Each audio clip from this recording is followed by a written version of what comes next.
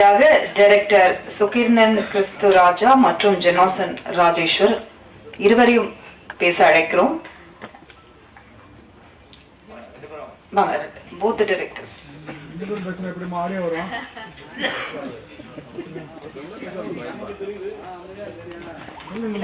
அது ஏன் ஒன்னா கூப்பிட்டேன்னா ரெண்டு பேரும் சேர்ந்து படம் எடுத்திருக்காங்க. சேர்ந்து வந்துட்டு இங்க தனித்தனியா பேசுங்க சார்.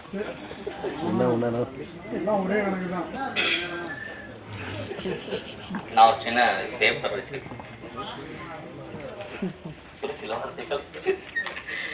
அனைவருக்கும் வணக்கம். நான் இங்கே உட்காந்துருக்கிறது ரொம்ப எமோஷனலாக தான் இருக்கிறேன். ஒரு உதவி இயக்குனராக தென்னிந்தியாவை தேடி வந்த நான் அந்த ஞாபகங்களை நான் இங்கே மீட்டி பார்க்குறேன். ஒரு டிக்கெட் காசுலேருந்து இங்கே வந்து ஒவ்வொரு வேலைக்காகவும் வளமையான சினிமாக்காரர்கள் படுற அதே கஷ்டங்களை அனுபவித்த அந்த நாட்கள். ஏன்னா இந்த பிரசத் லேபில் வந்து எத்தனையோ ஆடியோ லான்ச் அந்த பின்னுக்கு நின்று நான் பார்த்துக்கிட்டு நானும் சுயர்தனும்.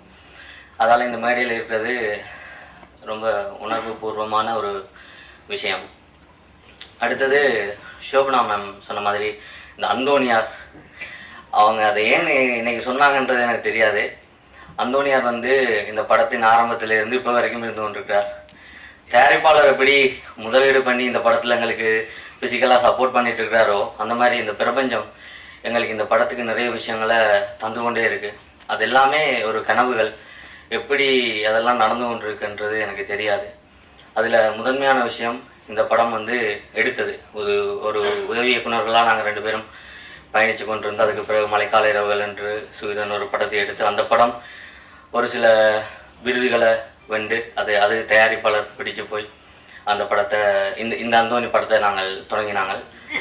இந்த படத்துக்குள்ளே வின்சென்ட் அண்ணாவாக இருக்கட்டும், டிஜே பானு மேமாக இருக்கட்டும், அதை விட ஒரு அண்ணாமார் குரூப் ஒன்று இருக்குது. ஸ்ரீஸ்கந்தராஜா அண்ணா, விஜய் அண்ணா, மற்றது வந்து எங்களோட பார்த்தி அண்ணா, இந்த மாதிரி சில அண்ணாமார் வந்து தங்களை அறியாமலேயே நிறைய உதவிகளை வந்து எங்களுக்கு செய்து கொண்டிருக்கணும். இந்த படம் ஷூட் பண்ண கேமராலாம் வந்து நாங்கள் சொந்தமாக இந்தியாவிலேருந்து வாங்கி கொண்டு போய் ஷூட் பண்ண அலெக்ஸா கேமரா.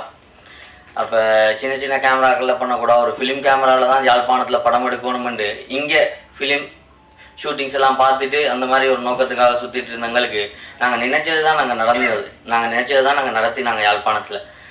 அப்போ ஏதாவது ஒரு சினிமாவில் கொஞ்சமாவது கற்றுக்கிட்டு ஏதாவது ஒரு நல்ல ஒரு ஃபிலிம் மேக் பண்ணணும் என்ற ஒரு ஆர்வத்தை இன்றைக்கு நினைவாக்கி இந்த திரைப்படத்தின் இசை வெளியீடு ட்ரெய்லர் வெளியீட்டு விழாக்கு வரைக்கும் கொண்டு வந்து சேர்த்துருக்கிறோம். அதே மாதிரி இந்த படத்தில் நிறைய பேர்கிட்ட நான் நிறைய கஷ்டப்படுத்தியிருக்கேன். நிறைய சப்போர்ட் பண்ண சொல்லி, நிறைய ஹெல்ப் பண்ண சொல்லி, நிறைய பேர் எதுவுமே என்னட்ட கம்ப்ளைண்டாக கொண்டு வராமல் இந்த படத்தை ஒர்க் பண்ணி தந்திருக்கிறீங்க. அதே மாதிரி ஐரோப்பிய கலைஞர்கள் நிறைய பேர் இந்த படத்தில் நடிச்சிருக்கிறீங்க. இந்த படத்தில் முதலீட்டாளர்களாக இருக்கணும். அவர்களுக்கும் என்னுடைய நன்றி. வளமையான ஒரு சினிமா இல்லாமல் யாழ்ப்பாணத்திலிருந்து முதல் ஒரு நல்ல சினிமாவை, ஒரு நல்ல ஒரு படத்தை மக்களுக்கு கொண்டு போய் சேர்க்கணும் என்ற எண்ணத்தில் தான் அந்தோனி படம் எடுத்திருக்கிறோம். ஒரு கடலோர காதல் காவியம் என்ற ஒரு விஷயம்தான் இதுக்குள்ளே இருக்குது.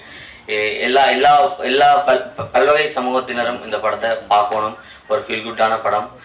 தியேட்டரில் பார்த்து எல்லாருமே சப்போர்ட் பண்ணணும். இங்கே உள்ள மீடியா நண்பர்கள் அவர்களெல்லாம் இந்த தமிழ்நாட்டில் முதன்மையானவர்கள் ஒரு விஷயத்தையும் கொண்டு போய் சேர்க்கிறதுக்கு மக்கள்கிட்ட நீங்கள் எங்களுடைய இந்த திரைப்படத்தை தமிழ்நாட்டிலையும் உலகம் முழுக்கவும் இருக்கிற மக்கள்கிட்ட கொண்டு போய் சேர்க்கணும். இதை வெற்றியடை செய்யணும் என்று கேட்டுக்கொள்கிறேன். நன்றி.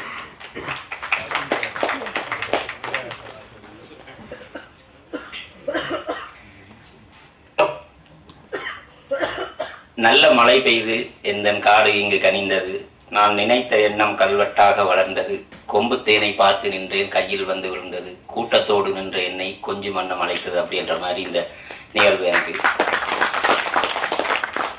நன்றி. எல்லாமே அவர் சொல்லிட்டாரு. படத்தை பற்றி நான் சொல்கிறேன்.